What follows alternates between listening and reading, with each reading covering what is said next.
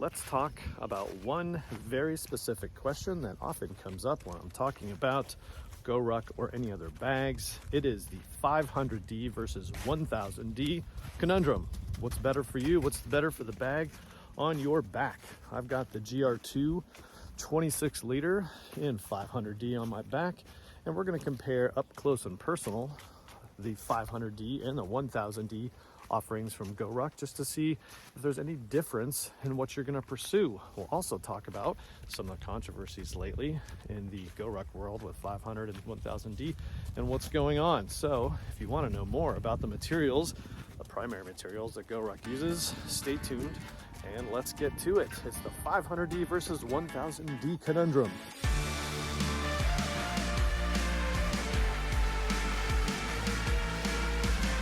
So this is the look at the two primary materials that you'll see in a lot of GoRuck bags and really a lot of backpacks on the market today. It's 500D versus 1000D Cordura.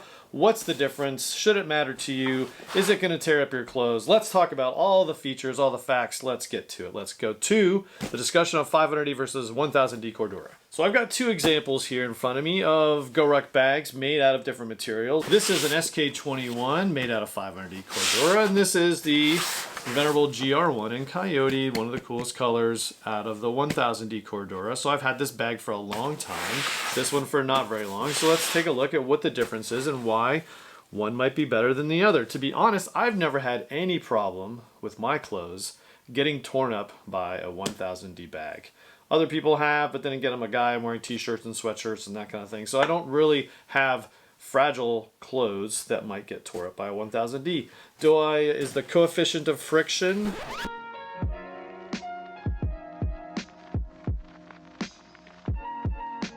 different between this 1000D compared to the 500D? Yes, it's a little bit thinner material. It's going to definitely feel a little more worn in right out of the box and a little more, because it's just a thinner material versus the thicker 1000D. It'll take a lot longer for the 1000D to actually feel worn in. And I've had this bag for a while. It's gone on several trips, but it's not, I would say, completely broken in. I've got another GR1. This is the original GR0 that I have, and this one feels a lot more worn in compared to the 500D, so it's very comparable, at least in terms of wear in and flexibility of the fabric.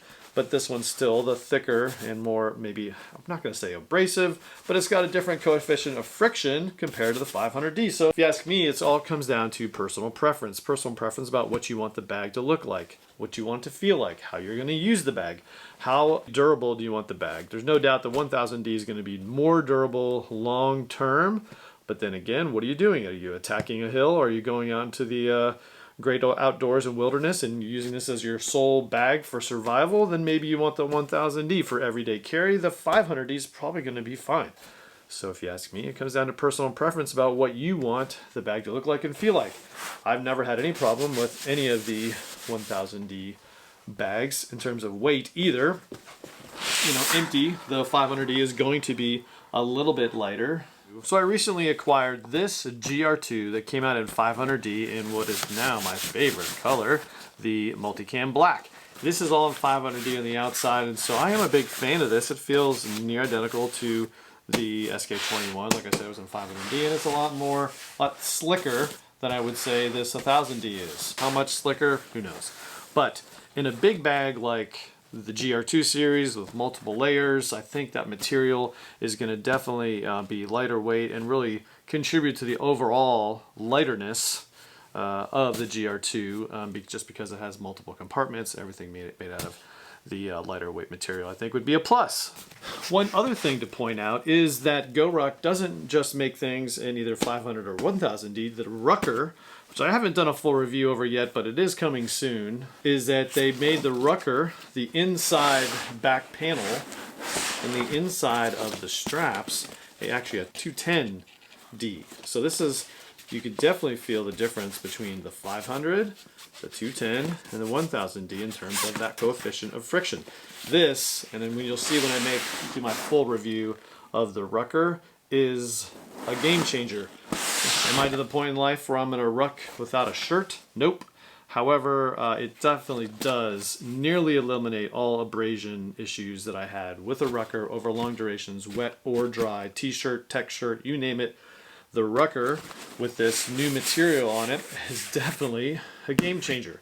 I have noticed that in my earlier editions of the Rucker, this is a Rucker 1.0, that material definitely was more abrasive, and it did contribute to some soreness on my back just from abrasions because of the ruck. And I usually had to double up the shirts from a tech shirt and another cotton shirt, but really don't do anything in cotton t-shirts.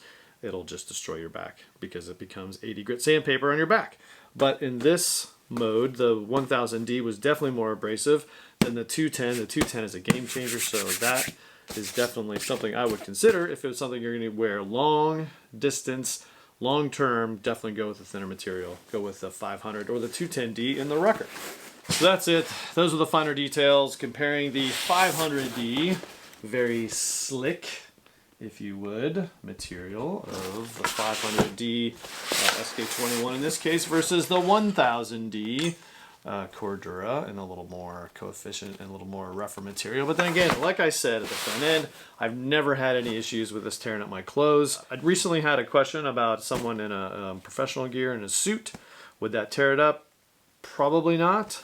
But then again, I haven't worn it with a suit over long term, and so I would probably opt for a Rucker with a 210, just the thinner material, go that way.